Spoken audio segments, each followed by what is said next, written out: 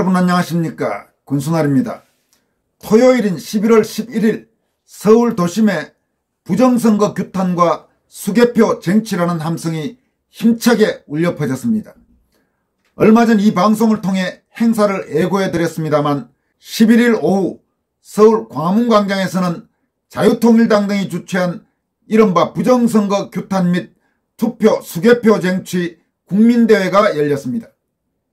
자유통일당은 그동안 거의 매주 토요일마다 주사파 척결 국민대회란 이름의 집회를 열어서나 이번에는 선거관리 문제를 중심으로 집회를 개최했습니다.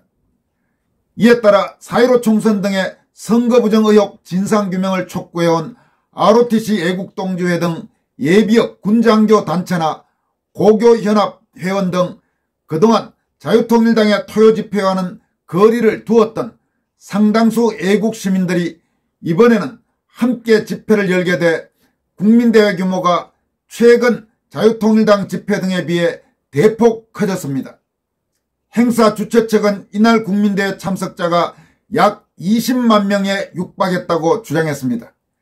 물론 객관적으로 볼 때 이 같은 추정치는 실제보다는 상당히 과장된 것으로 보이지만 서울 광화문 주변 그리고 시청까지를 가득 채운 인원으로 봐서 적어도 최근 도심의 여러 우파 집회보다는 훨씬 많은 시민이 참여했고 열기도 더 뜨거웠던 것은 분명합니다.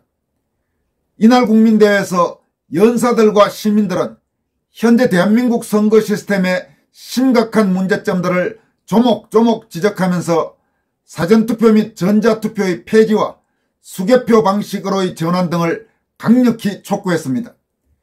이들은 이렇게 우리가 외쳐도 우리의 목소리가 그래도 들리지 않는다면 우리는 더 큰 목소리로 외칠 것이라면서 결연한 의지를 나타냈습니다.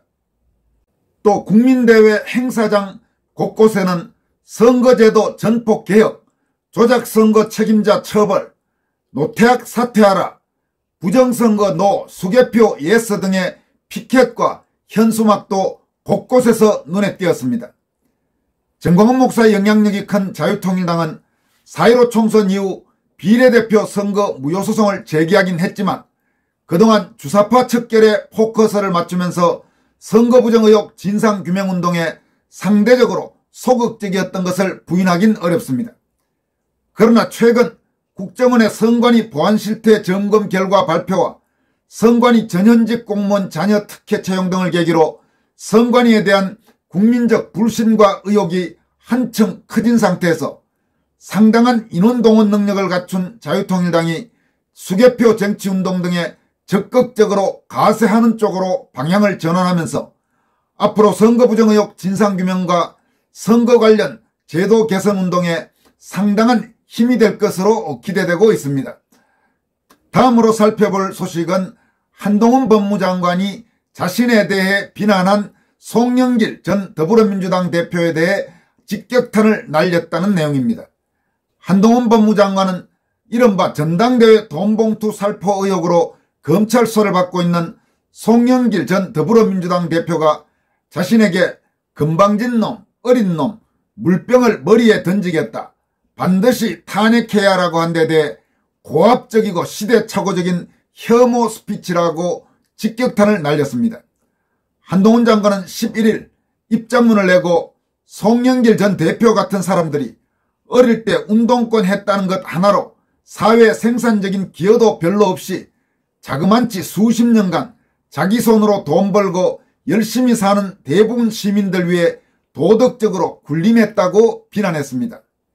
한 장관은 이어서 이번 혐오 스피치 발언에서처럼 고압적이고 시대착오적인 생각으로 대한민국 정치를 수십 년간 후지게 만들었다고 꼬집었습니다. 한 장관은 특히 송 전 대표 같은 분들은 굳이 도덕적 기준으로 순서를 매기면 대한민국 국민 전체 중 제일 뒤쪽에 있을 텐데 이런 분들이 이번 돈봉투 수사나 과거 불법자금 처벌 말고도 입에 올리기도 추잡한 추문들에도 불구하고 마치 자기들이 도덕적으로 우월한 척하며 국민들을 가르치려 들고 있다고 강도 높게 비판했습니다. 지금 한 장관의 이 발언은 대단히 의미가 있는 발언입니다. 그러니까 송영길 같은 운동권에 대해서 니들은 대한민국에서 도덕적으로 제일 쓰레기에 가까운 인간들 아니냐, 이렇게 바로 직격탄을 날린 것입니다. 여러분 아시다시피 좌익운동권의 여러 성추문들 기억하고 계실 겁니다. 송영길만 하더라도 소위 베트남 사건 운운하면서 아실 만한 분들은 다 아시는, 그러니까 송영길 같은 자들이 도덕 운운하는 자체가 코미디에 가까운 그런 건데, 지금까지는 그래도 송영길이니 무슨 운동권의 임종석이니 김민석이니 이런 친구들이 이런저런 잘난 체를 했죠. 그런데 그런 부분들을 알고도 넘어가주거나 이랬는데, 한동훈 장관은 웃기는 소리 하지 마라. 지금 니들이 어디다 대고 도덕 운운하고 있느냐. 니들이 도덕을 말할 자격이나 있나라고 바로 거의 쇠망치로 두드려버린 것입니다. 한동훈 장관에 대해서는 몇 차례 여러분들에게 말씀드렸다시피 이런저런 평가가 다양합니다. 여러 가지 의견들도 있고 또 일부 비판받고 있는 부분도 있는 것을 아는 사람은 다 알고 있습니다. 그러나 적어도 송영길 같은 한국의 극좌운동권 출신 정치인들에 대해서 한동훈처럼 이렇게 아주 직격탄으로 시원하게 포문을 여는 한국의 공직자는 지금까지 찾아보기 어려웠습니다. 그런 면에서는 한동훈 장관의 정면 반박은 상당히 높이 평가해 줄 부분이 분명히 있어 보입니다. 한동훈 장관은 또 민주화 운동을 한 분들이 엄혹한 시절 보여준 용기를 깊이 존경하는 마음이 있다면서도 이분들 중 일부가 수십 년 전의 일만 가지고 평생 대대손손 전 국민을 상대로 정관예우를 받으려 하며 국민을 가르치려 들며 도덕적 우위를 주장하는 것은 전혀 다른 문제로 민주화는 대한민국 시민 모두의 공이었다고 생각한다라고 말했습니다. 그는 또 송영길의 연배를 언급하면서 대한민국의 다른 60세이신 국민들은 산업화와 민주화 역사를 이끌어온 분들이고 지금도 이 사회의 중추적 현역 생활인으로서 사회에 기여하고 가족을 지키는 역할을 하신다면서 100세 시대인 지금 저는 그래야 나라가 더 발전할 거라고 생각한다라고 밝혔습니다.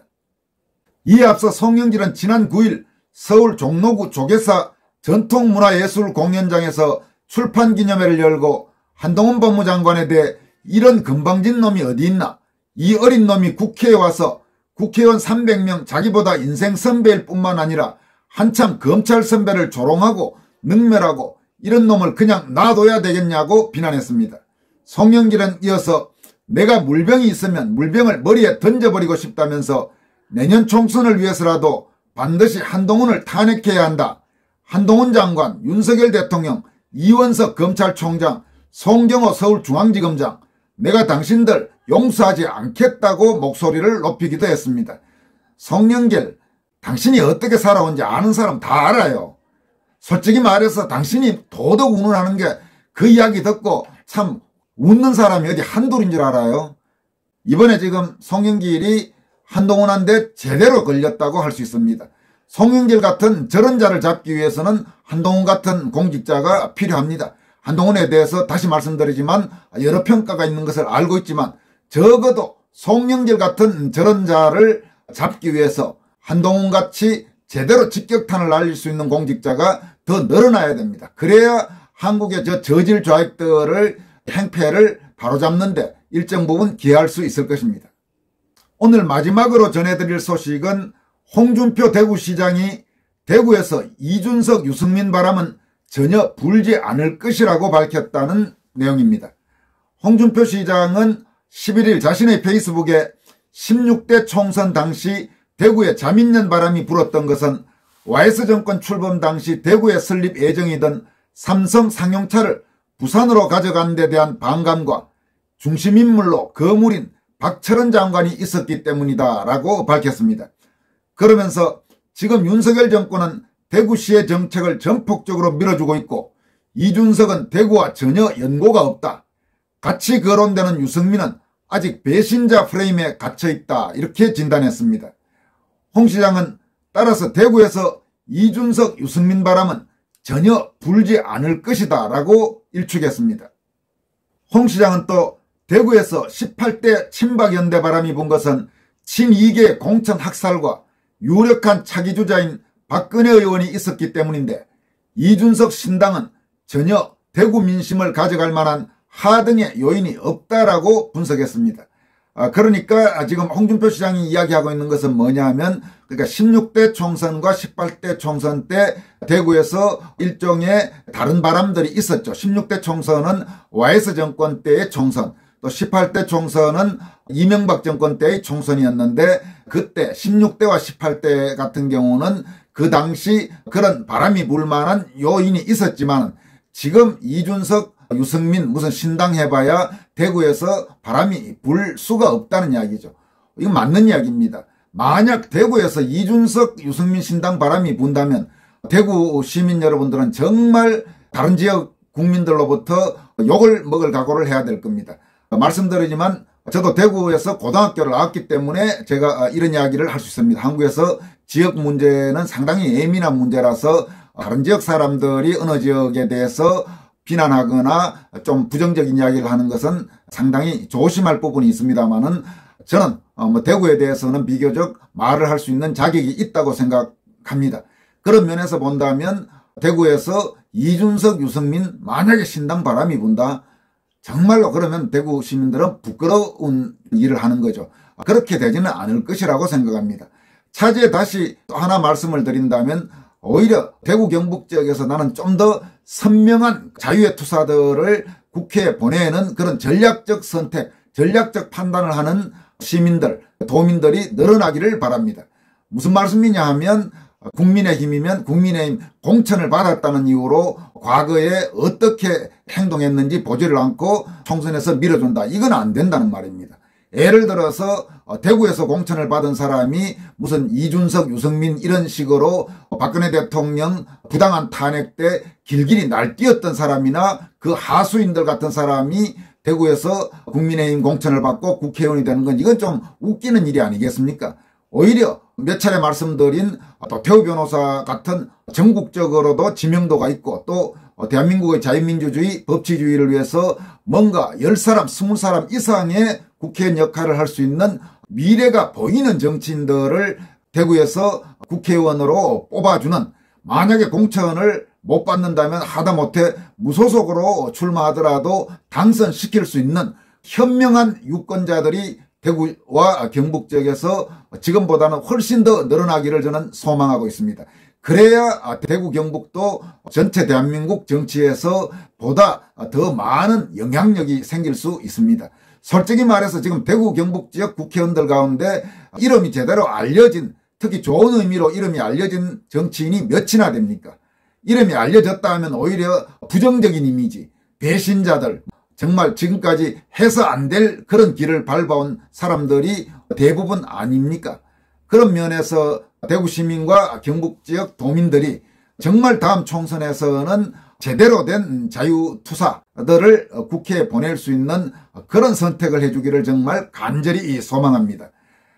홍준표 시장은 그러면서 현재 소위 이준석, 유승민 신당 운운하는 이야기는 상황인식의 오류이고 정세 판단의 미숙이다. 현실을 무시하는 바람만으로 현재의 구도를 바꾸기는 어렵다면서 굳이 신당을 하겠다면 비례대표 정당에 올인하는 게 맞지 않겠나, 이렇게 덧붙였습니다. 오늘은 여러분들에게 서울 도심에서 열렸던 부정선거 규탄 및 투표 수개표 정치 국민대회 소식, 그리고 한동훈 법무장관이 송영길 전 더불어민주당 대표에게 카운터 펀치를 날렸다는 소식, 또 이른바 이준석, 유승민 신당이 대구에서 성공하기 어려울 것이라고 진단한 홍준표 대구시장의 분석, 이 세 가지 내용을 전해드렸습니다. 여기까지 하겠습니다. 고맙습니다.